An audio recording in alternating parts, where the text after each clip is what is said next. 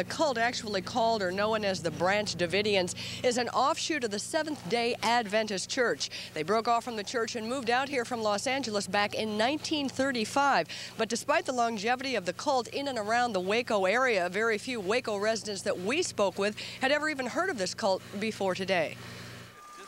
The peace of John Zanter's Sunday morning was shattered, literally, when gunfire erupted a half-mile down the road from where he lived. How many gunshots did you hear? It was quite a few, you know. I couldn't really say how many it was, but he knew it was something that wasn't normal. Despite the tragedy, Zanter says he doesn't mind having the cult members as neighbors. If they mind their own business and we mind our own, they got a right to be there too. Many Waco residents had never heard of the Branch Davidians before today, despite the cult's existence here since the 1930s.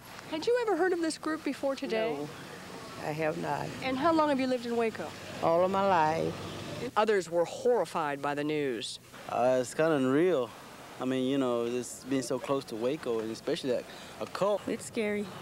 A Waco Christian radio station had been receiving calls throughout the day from across the state.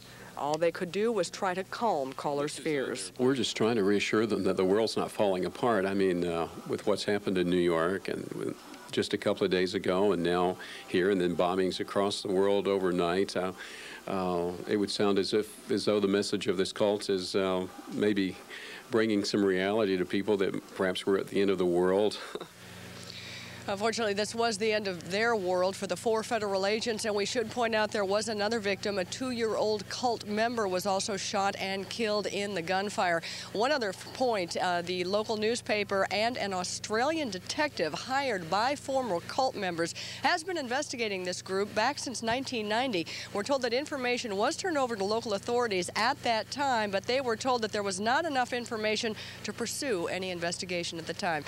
We'll continue monitoring the story as it develops. Bob and Minerva. All right, and the Seventh-day Adventists, with whom their name has been associated, this sect has disavowed any connection with these folks. Is that correct? Yes, indeed. As I mentioned at the top of the live shot, they broke away from the Seventh-day Adventist Church. It is an offshoot, but it is not in any way associated with that well-known organization.